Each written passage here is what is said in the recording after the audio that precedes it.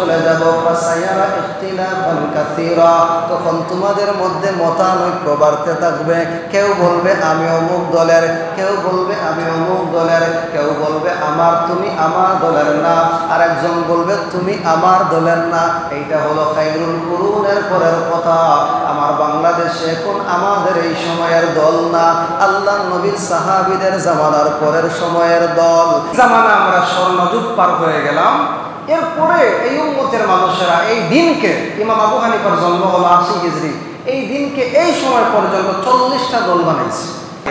আমাদের অনেক ইমাম মুতাজিলি ছিলেন, মানে ফিকহে হানাফি আর আকীদায়ে মুতাজিলি। এইটা বুঝছেন কিনা জানেন না? ফিকহে হানাফি মাসলা মাসাইলের ক্ষেত্রে হাত নাভির নিচে বাঁধেন। আল্লাহ রাব্বুল আলামিন এই উম্মতের এমন এক ব্যক্তিকে পাঠালেন, তার নাম হলো নুমান ইবনে সাবিত আল কুফি। যে আমার জামানা হলো শ্রেষ্ঠ জামানা, আমার সাহাবীদের জামানা হলো শ্রেষ্ঠ জামানা, সাহাবীদেরকে যারা দেখেছে তাদের জামানা হলো শ্রেষ্ঠ জামানা। আমি যখন চলে যাব ফাসায়ারা ইখতিলাফান কাসীরা, তখন তোমাদের মধ্যে মতানৈক্য বাড়তে থাকবে। কেউ বলবে আমি অমুক দলের, কেউ বলবে আমি অমুক দলের, কেউ বলবে তুমি আমার দলের না, আর একজন বলবে তুমি আমার দলের না।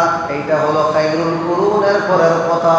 চলে যাওয়ার পরে তোমরা কাদের অনুসরণ করবা? সাহাবায়ে কেরাম বলছেন ইয়া রাসূলুল্লাহ, আপনি দুনিয়া থেকে বিদায় নেওয়ার পরে ও নবী আমরা কাদের অনুসরণ করব? আল্লাহর নবী সাল্লাল্লাহু আলাইহি ওয়াসাল্লাম দুইজন মানুষের দিকে ইশারা করে দেখাইয়া দিলেন। এর মধ্যে একজনের নাম হলো উমর, আর একজনের নাম হলো আবু বকর। আল্লাহর নবী ইশারা করে বললেন, আমার বিদায়ের পরে তোমরা আবু বকরের অনুসরণ করবা, উমরের অনুসরণ করবা। এই জন্য আল্লাহর নবীর ওফাতের পরে মুসলিম সাম্রাজ্যের প্রথম যিনি খলিফা হলেন তার নাম হলো হযরতে আবু বকর। আর হযরতে আবু বকরের ওফাতের পরে মুসলমান সাম্রাজ্যের যিনি দায়িত্ব গ্রহণ করলেন তার নাম হলো হযরতে ওমর ইবনুল খাত্তাব।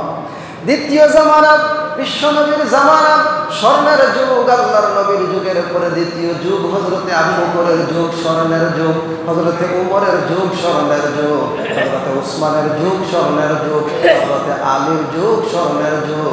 আল্লাহর নবী বললেন খায়রুল কুরুনি কারনি, আমার জামানা শ্রেষ্ঠ জামানা, এরপরে আমার সাহাবীদের জামানা শ্রেষ্ঠ জামানা, এরপরে হলো যারা সাহাবায়ে কেরামকে দেখেছে তাদের জামানা হলো শ্রেষ্ঠ জামানা।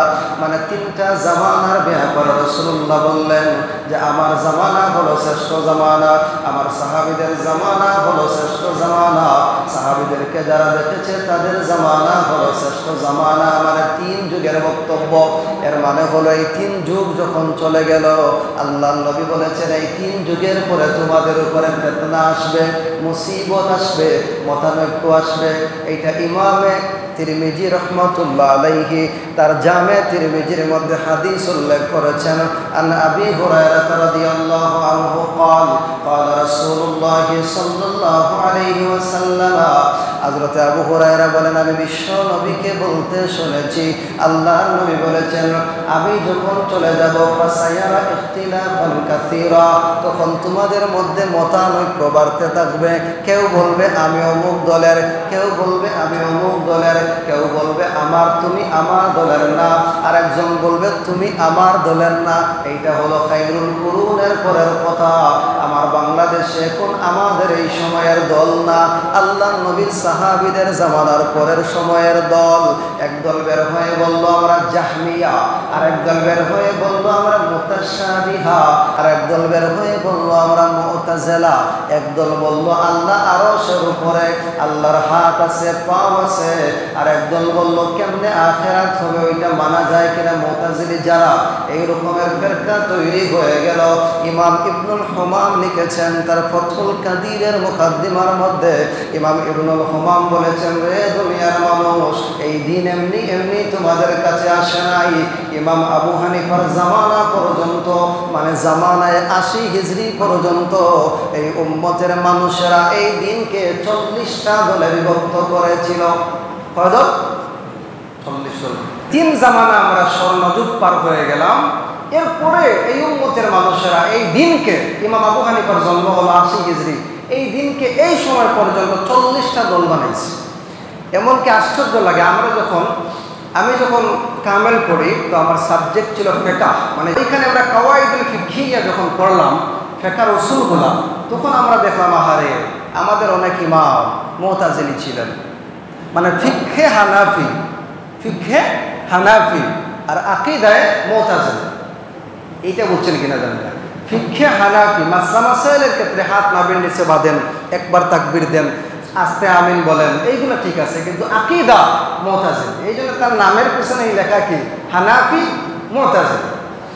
এইরকম ফেরকা তৈরি হলো। এই ফেরকাকে মোকাবেলার জন্য আল্লাহ রাব্বুল আলামিন এই উম্মতের এমন এক ব্যক্তিকে পাঠালেন, তার নাম হলো নুমান ইবনে সাবিত আল কুফি। একটা হাদিস শোনানোর পরে এটা শেষ করি। হাদিসটা হলো বুখারী শরীফের রওয়ায়াতে আসছে। আল্লাহর নবী সাল্লাল্লাহু আলাইহি সাল্লাম বলেছেন, হযরতে সালমানকে লক্ষ্য করে, সালমান আল ফারসি নবীজির এক সাহাবী, তাকে লক্ষ্য করে আল্লাহর নবী বলেছেন, সালমান, তোমার দেশে এমন এক মানুষের জন্ম হবে যেই মানুষ এই পৃথিবীর সব জ্ঞান যদি অন্ধকার হয়ে আকাশের তারকার মধ্যে লুকায়া যায়, তাইলে ওইখান থেকে বের করে নিয়ে আসার ক্ষমতা রাখেন। সুবহানাল্লাহ। মানে লাউ কানা দ্বীন ইনদা সুরাইয়া লা যাহাবাল রাজুলুম মিন আহলিল ফারিস, এটা হলো ইবারত। লাউ কানা দ্বীন, দুনিয়ার সমস্ত দিনের জ্ঞান, ইনদা সুরাইয়া, যদি ওই তারকার ভিতরে লুকায়া যায়, দুনিয়াতে কোনো জ্ঞান নাই, এই দিনকে ওইখান থেকে বের করে এনে এই উম্মতের মধ্যে বন্টন করার যিনি ক্ষমতা রাখবেন, এবং তার দেশে এই মানুষের জন্ম হলো যার নাম হলো আবু হানিফা আল কুফি। সুবহানাল্লাহ।